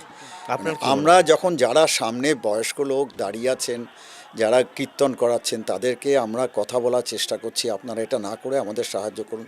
এই বলার কোনো জায়গায় নেই, বলতে বলতে পাশে আমাদের মেয়েদেরকে ধাক্কা মারার চেষ্টা, আমাদের ছেলেদেরকে ধাক্কা মারার চেষ্টা। দেবাশিস তো ধাক্কাই বড় জোরে খেয়ে গেলেন। তো এই হতে আপনি আহত হয়েছিলেন এই তো, হতে হতে দেবাশিস? ব্যাপারটা ক্রমশ মানে হাতের বাইরে চলে যাওয়ার মতো অবস্থা হতে শুরু করলো। দেবাশিসবাবু তো আহত হয়েছিলেন, হ্যাঁ, দেবাশিস ভয়ঙ্কর আহত হয়েছিল, মুখটুক একদম ফেটে গেছিল, দেবাশিসের মুখটুক একদম ফেটে গেছিল। অ্যাকচুয়ালি জায়গাটা তো ওদের পক্ষে খুব একটা সুবিধাজনক জায়গা। গ্রামের রাস্তা দেখেছেন তো, সাধারণত রাস্তাটাকে উঁচু করে করা হয় যাতে বর্ষার জল না জমে, জলটা নেমে যাক খেতে অথবা মাঠে। জায়গাটা হচ্ছে যে রাস্তার বাঁ দিকটা ক্ষেত, ডান দিকে একটা নিচু মাঠ, ওটা নামাটাই প্রায় 3-4 ফুট, আমি যদি ভুল না না আরো বেশিও হতে পারে, বা বেশি আমি হয়ে নিজে যেতে দেখেছি পারে, ওই চত্বর আমার ঘোরা, আমিও তো সেই বড় সময়- মাঠ, এবং রাস্তাটা আপনি দেখেছেন অ্যাকচুয়ালি অনেকটা টিয়ের মতো হয়ে হ্যাঁ হ্যাঁ, গেছে। গিয়ে দুদিকে ভাগ হয়ে গিয়েছে। ওই টিয়ের জাংশনটাতে মাঝখানটা। মানুষ বসে আছেন আর ওখানেই রাস্তাটা কেটে ফেলেছেন। তখন আমরা যখন অতটা এগোচ্ছি তার মানে মাঠের অনেকটা আমরা ছাড়িয়ে ছাড়িয়ে এসেছি। চলে এসেছেন। এবার ডান দিক দিয়ে হচ্ছে অধিকারী পাড়া, বাঁ দিকে সম্ভবত মালোপাড়া, আমি যদি ভুল না বলি, এরকম একটা কিছু হবে বা ভুল হতে পারে, কিন্তু ডান দিকে অধিকারী পাড়া, এটা মোটামুটি হয়তো ঠিক বলছি। তো ওইখানে যখন এই কথা হচ্ছে না, এই জিনিসগুলো কিন্তু মুহূর্তে ঘটে। আপনার কি মনে হয় ওখানে যেভাবে বাধা দেওয়া হয়েছিল, যা হয়েছিল পুরোটাই পরিকল্পনা মাফিক? পরিকল্পনা মানে টিউটারিং বা ইত্যাদি প্রভৃতি এত কিছু না বুঝলেও এটা পরিষ্কার বোঝা যায় মানুষ আমাদেরকে ঢুকতে দেবে না, এটা এটাই, পরিষ্কার। এই কারণেই বলছি এটারই ইন্টেলিজেন্স রিপোর্ট আগে ছিল না। আমি মানুষ কি ছেড়ে দেবে? দায়িত্ব আপনার ঢুকতে- আমি ঢুকছেন, দায়িত্ব ছেড়ে দেবে? না, এটা তো কখনোই সম্ভব না, সেরকম রিপোর্ট তো নিশ্চয়ই থেকে থাকতে পারে, এটা তো আমার দেখার কথা না, আমি দেখতেও পারিনি।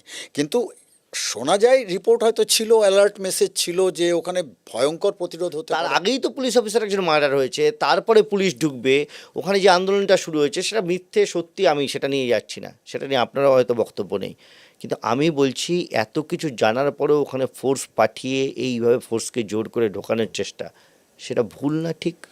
ভুল তো কখনোই বলবো না, এই কারণেই বলবো না যে সরকার তো তার কাজ করবে। আপনি এটাও ভাবুন, 2-2.5 মাস ধরে আমি কোনো পরিষেবা দিতে পারছি না, যাকে আমরা বলি মুক্তাঞ্চল। তাহলে joint force তাহলে না তো কেন? অনেকটা তো সেই নকশালার ভাষা ঠিক এসে সেম গেল। জিনিস আমি লালগড়েও পেয়েছি, লালগড়েও এই একই রকমভাবে আটকে রেখেছিল, পরে ফোর্স ঢুকেছে, একটা সময় যে ফোর্স পালিয়ে যেতে হয়েছিল সেই ফোর্স পরে ঢুকেছে, কিন্তু তাহলে জয়েন্ট ফোর্স নয় কেন? কেন শুধুমাত্র বেঙ্গল এটা পুলিশ? এটা তো আপনারা প্রশ্ন করতেই পারেন যে আপনার কি মনে হয়? আমি তো প্রশ্ন করছি। হ্যাঁ, এইটার আমি একটা মানে আধিকারিক বা ব্যক্তি হিসেবে বলতে পারি, এটা তো সিদ্ধান্ত নেওয়ার ব্যাপার তো আমাদের মধ্যে ছিল না। না, আপনি বা- কেন সিদ্ধান্ত নেবেন? হ্যাঁ, এরকম কিন্তু মতামত দেওয়ারও ব্যাপার সরকার তো আমাদের ছিল সিদ্ধান্ত না। নিতে পারতো। সরকার হ্যাঁ ভেবে দেখতেই পারতেন, যেহেতু পশ্চিম মেদিনীপুর, পূর্ব মেদিনীপুর আশপাশে এত সেই সময় তো সিপিএফ এর প্রচুর- ক্যাম্প আছে, হ্যাঁ। হয়তো ওদের সঙ্গে একটা জয়েন্ট করে ঢুকলে হয়তো আরেকটু ভালো হতো, আমাদের পক্ষেও সুবিধা হতো। সিআরপি ছিল, বিএসএফ ছিল, একদম সিআইএসএফ ছিল, ইএফআরও প্রচুর ছিল, অন্যান্য আইআরবি ইএফআর তো আমাদের ছিল, হ্যাঁ। কিন্তু প্যারামিলিটারি ফোর্স যাকে বলে, Paramilitary force ছিল। সিপিএফ যাকে হ্যাঁ, বলি। CPF তো এখন আমি জানি না, আমি এটাও তো জানি না যেটা গভর্নমেন্ট হয়তো এক্সপ্লোর করেছিল, গভর্নমেন্ট অফ ইন্ডিয়া দেয়নি, এটাও হতে পারে। আমি স্টিল আজও জানি না, এটাও তো হতে পারে। কিন্তু এক্সপ্লোর করেনি এটা দায়িত্ব নিয়েও বলতে পারি না, বা এক্সপ্লোর করেছেন সেটাও করা দায়িত্ব নিয়ে উচিত বলতে পারি ছিল না। তো কোনো কিন্তু কারণে। আমার মনে হয়েছিল না করে থাকলে হয়তো করা যেত, করা উচিত ছিল না করে থাকলে। আর এক্সপ্লোর করলে যদি ফোর্স না পেয়ে থাকি তাহলে তো কিছু করার নেই, আমাদেরই যেতে হয়েছে। না, সেটাও তো স্টেডি, এর পরে তো ওই শিক্ষাই তো আমরা দেখেছি লালগড়ে পরবর্তীকালে সবসময় মুভমেন্ট হয়েছে জয়েন্ট। একদমই তাই, একদমই তাই। তো তাহলে নিশ্চয়ই ওখানে আগেরবার করা হয়নি, এটা তো আমরা যারা সিদ্ধান্ত নিয়েছেন সরকার, আইএস আইপিএস যারা টপ লেভেলের, তাদের পরিকল্পনায় কোনো গলদ ছিল বা থাকতে পারে? এখানে অনেক প্যারামিটার্স আছে যেগুলি আমাদের রিচের বাইরে, তাই জন্য না এই ধরনের জায়গাতে এসে কোনো সিদ্ধান্ত আমার পক্ষে নেওয়া খুব মুশকিল। বা বলা- আমি মনে করি যে যারা উপরের দিকে আছেন তাদের লেভেল অফ ইন্টেলিজেন্স তো আমার থেকে কম নয়, অনেক বেশি। তাহলে যে প্রশ্ন আমি কিন্তু তারা করতে তো পারি ভুগছেন তাদের না। মাথায় আসেনি। তা তো ভুগছেন না, সাবজুডিস ম্যাটারে তো আপনি আটকে আছেন। না, আমি আটকে আছি দুটো জায়গায় তো হয়েছিল। আমি ছিলাম, আমি এক্সিকিউটর, তো আমাকে তো ফেস করতেই হবে। সেইটাই বলছি। আমি এখানে দুটো জায়গায় দুটো ঘটনা ঘটলো, একটা ঘটনা কিছু হলো না, আপনাদের ঘটনাটায় চারশো। এটা কিন্তু যার জীবনে দেখুন, অনেক তো আমাদের মধ্যে অনেক অফিসারও আছে, অনেক ঘটনায় সারা জীবন তাকে ভুগতে হয়েছে। অনেক গুণী অফিসার আছেন যারা আইপিএসও হতে পারেননি। আমি যাদেরকে অনেক ব্যক্তিগতভাবে সম্মানও করি তাদেরকে, এমনও কিছু কিছু ব্যক্তি আছে, তাদের নাম আজকে এখানে তুলে দীর্ঘায়িত করব না, কিন্তু আমি বলছি আমি যখন গেছি যে সিদ্ধান্ত আমার উপর চাপিয়ে দেওয়া হয়েছে আমি সেটা নিয়েই চলা বাধ্য।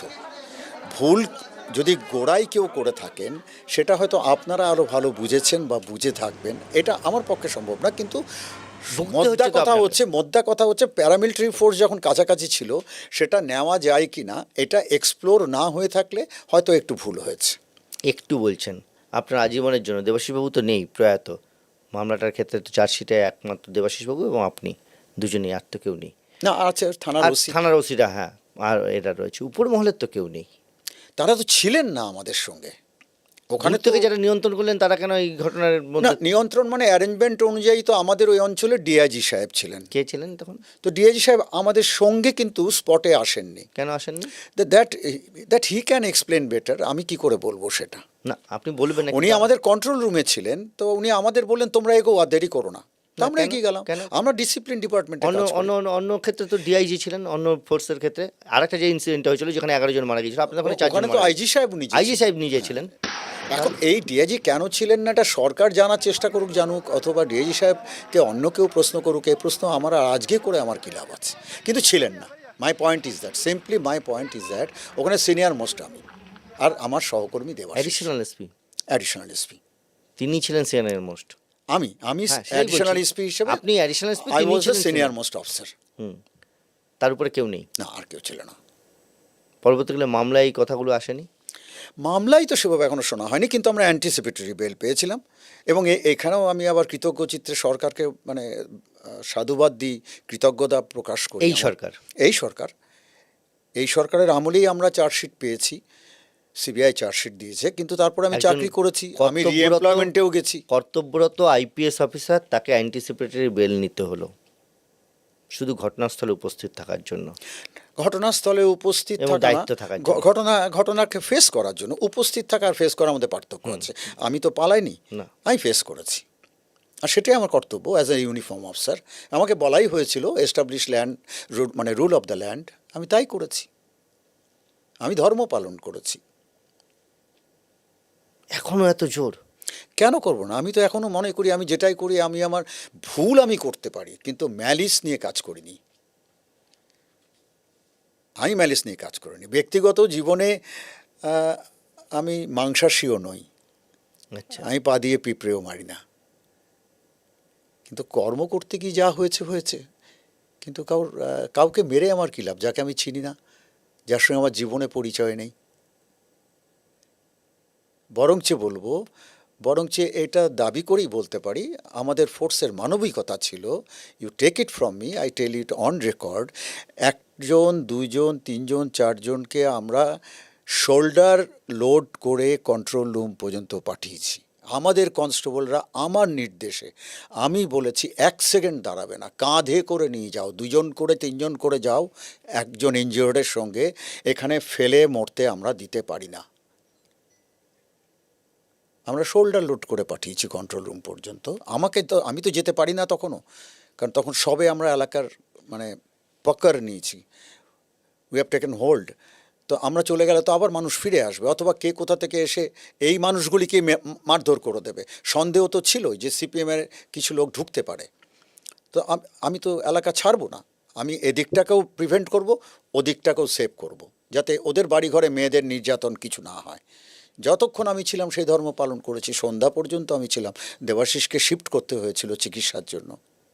আপনি একা এখন রইলেন। আমি ছিলাম, আর আমার ফোর্স ছিল। ভয়ঙ্কর কথা বলছেন যে সেই সময় এই আশঙ্কাও ছিল যে আপনাদেরকে সামনে রেখে আপনাদের দখলের সুযোগ নিয়ে সিপিএমের বাহিনী ঢুকে অত্যাচার করতে। এই ভয় তো সব সময় থাকতেই পারে। তার কারণ হচ্ছে তো আমরা যখন যাচ্ছি দূরে দূরে, তো মানে আমরা যখন অনেক দূর থেকে আসছি, মানুষের কৌতূহল প্রচুর। আর পেছন কে পেছন কোথা থেকে ঢুকবে, কারণ তারা অনেক দিন ঢুকতে পারেনি, তাদেরও রাগ আছে। এবং সেই অভিজ্ঞতা তো আমরা কিছুটা, আমি ওই অভিজ্ঞতাতেই আমি অনেকটা মানে এনলাইটেন্ড ছিলাম বলে, অভিজ্ঞ ছিলাম বলে একই কাজটা আমার খুব সহজে করতে সহজ হয়েছিল আরামবাগে। আমি কাউকে ওভাবে অ্যালাউ করিনি, কারণ মানুষ অনেক দিন বাড়ি ঢুকতে না পারলে বাড়িতে গিয়ে কী করবে কার সঙ্গে, নোবডি ক্যান সে। এতটাই ভয়ঙ্কর হয়ে যায়। ওটা আরেকটা বড় ফ্রন্ট ওপেন হয়ে যাবে। সেটা কেন হতে দেবো? তাই অভুক্ত শরীরে পুরো টিমটা নিয়ে যতক্ষণ আমাকে উইথড্র হতে না বলা হয়েছে, প্রায় 7:30 8টা পর্যন্ত আমি ওখানেই ছিলাম। তারপর উইথড্র হলেন। তারপরে উইথড্র হলাম। তারপরে আর কোনো, এটার সঙ্গে আমার আর কোনো যোগ নেই, আমি ফিরে এসেছি। আচ্ছা, অদ্ভুত লাগলো না এটা, যে আপনারা ঢুকলেন, একটা গণ্ডগোল হলো, অশান্তি হলো, এত কিছু হলো, ওদিকে 11 জন, এদিকে 4 জন, 15 জনের মৃত্যু হলো, আপনার স্পটে থাকলেন, এই লড়াইটা লড়লেন, তারপর সেই দিনই ফেরত চলে আসলেন। যে কাজ করতে বলা হয়েছিল কাজ করতে গেছিলাম। ওখানে আমি হিসেবে যাইনি, একটা আধিকারিক হিসেবে গেছিলাম। ওখানে আমির কোনো অস্তিত্ব ছিল না। আমি একটা জিনিস ধরে নিলাম, সেটা হচ্ছে পরিকল্পনার গলদ, সব ঠিক আছে, কিন্তু ভুগতে হলো আপনাকে। আমি এই কথাটার সঙ্গেও এক্ষুনি সহমত হতে পারবো না। এটা বিচার বিশ্লেষণ, এটা এমনকি হয়তো আমাদের ট্রায়ালের সময়ও কথাটা উঠতে পারে। শেষ কথা কে বলবেন, কার অধিকার আছে সেটা বলার, তারা বলুক। অদ্ভুত মানুষ আপনি, কোনোটাই আপনার আফসোস নেই, খারাপ লাগা নেই। আফসোস নেই, আমি চাকরি করতে গেছিলাম, আমি বেতনভোগী কর্মচারী। আমার টাকাটার মানে একটা তো ফেরত দেওয়ার জায়গা থাকে। খারাপ লাগা নেই। খারাপ তো, মানুষ মারা গেলেই কষ্ট হয়, সে তো হবে না। তাহলে তো রবীন্দ্রনাথ হতে হয়, সে তো সম্ভব নয়। ছোট ছেলেকে দাহ করে এসে সামাজিক অনুষ্ঠান অ্যাটেন্ড করেছেন, বেরোনোর সময় সবাই সেটা জানতে কি পারলেন মহান বলে? শ্রমিক মারা গেছে। হ্যাঁ, মহান বলে? হ্যাঁ, তাদের সেই উত্তরণ হয়ে গেছে, তারা তাদের জীবনে সেই উত্তরণ হয়েছে। এটা তো সম্ভব নয়, এটা তো আমি নিতান্তই হাসি সাধারণ। মুখে প্রচুর পুলিশ অফিসার যে ঠান্ডা মাথায় মানুষকে গুলি করে দেয়, অনেকে তারাও, করে। তারা কি মহান? তার কখনোই মহান নন, তারা তার মধ্যে কোনো একটা প্লেজার পান হয়তো, এমনও হতে পারে। ওটা তো ব্যক্তিগত কাজ, যদি দরকার না হয় করেছেন তাহলে ওটা ব্যক্তিগত কাজ। দরকার হয়েছে করেছে। এখন everybody has got his own reasoning. রিজনিংটা বিচার করাটাই তো বিচারের কাজ। অদ্ভুত। আমি আপনার কাছ থেকে, আপনার সঙ্গে কথা বলে মানে আমি বুঝতে পারছি না, মানে আপনাকে কোন হিসেবে ধরবো। এখনও অবসর নিয়েছেন, তারপরে পুলিশ অফিসার, তারপরে পুলিশে চাকরি করছেন, কোনো এটা নিয়ে যা করেছেন ঠিক করেছেন, লড়াইটা একার লড়াই বলে চালাচ্ছেন, অথচ একটা দায়িত্ব পালন করতে গিয়েছিলেন।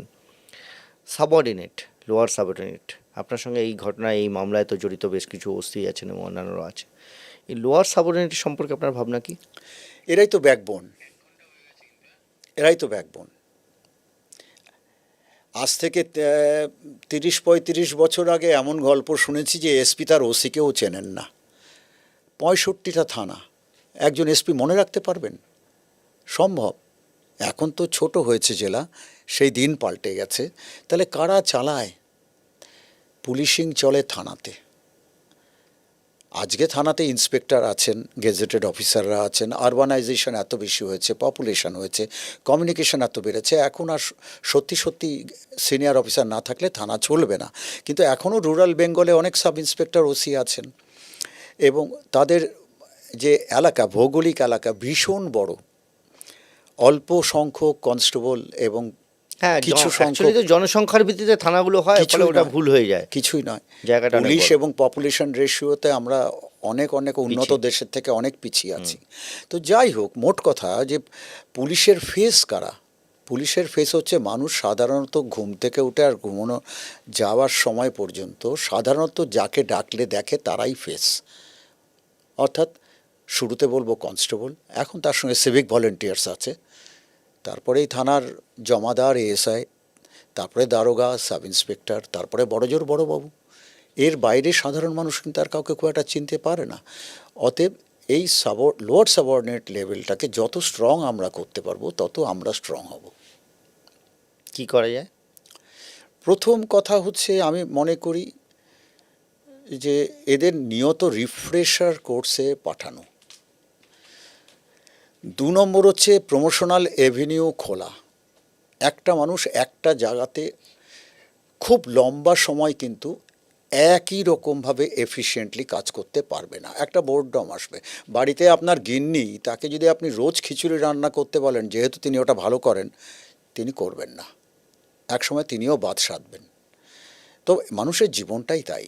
তো অথচ আমরা যদি ওইটা মাথায় রাখতে না পারি যে একটা কনস্টেবল, সে প্রথমে ব্যাটালিয়ান কনস্টেবল, তারপরে সে ধরাধরি করে হোক, যে করে হোক, তার ট্রান্সফার নিল জেলায়, জেলার ডিএপি, ডিএপি থেকে তার বয়স হয়ে গেল, আবার সে ওয়ার কনস্টেবল থানায়। একটা সময় এমন হয় তার যে সে দৌড়ে রেড করতে যাবে কি হয়তো ওখান থেকে ফায়ার হয়ে যেতে পারে। তার বয়স হয়ে গেছে, একটা 4 কেজি 4.5 কেজি রাইফেল নিয়ে সে দৌড়ানোর ক্ষমতা নেই। কনস্টেবলে শুরু, কনস্টেবলে শেষ। এটা হলে খুব মুশকিল, এটা হলে খুব মুশকিল। এখন কিন্তু কনস্টেবল আর ওই সেই মানে 1861-এর কনস্টেবল নয় যে তখন কিছু লোকজনকে জোর করে ঢুকিয়ে দেওয়া ম্যান পাওয়ারের জন্য। এখন একটা কনস্টেবল আমাকে শিখিয়ে দেবে এই অন্ডারটা আমার থেকে ভালো কী করে ব্যবহার করা যায়।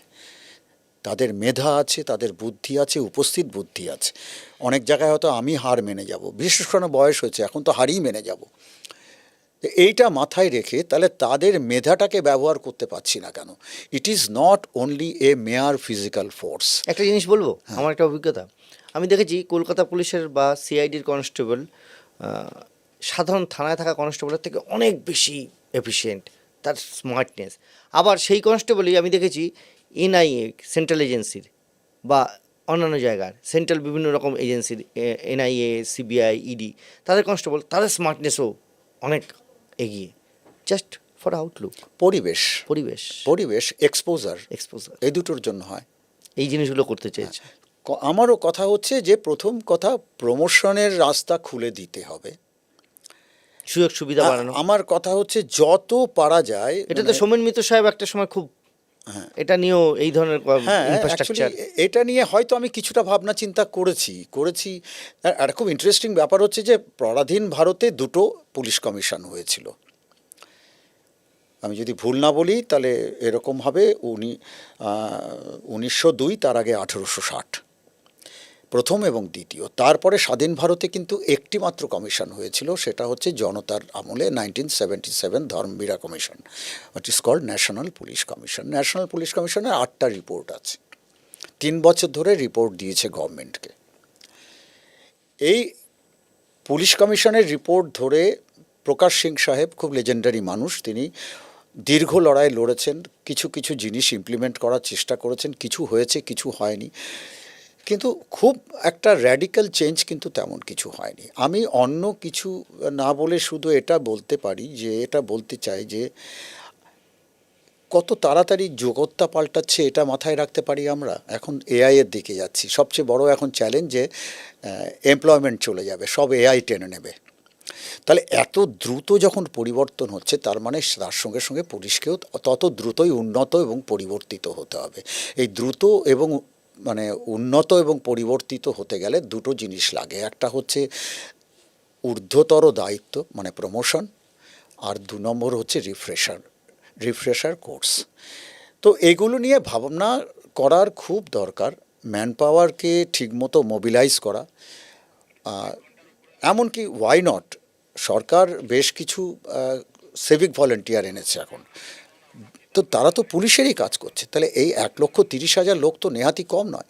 কিন্তু এদের কি ক্যাপাবিলিটি একটা ম্যাপিং করা সম্ভব না?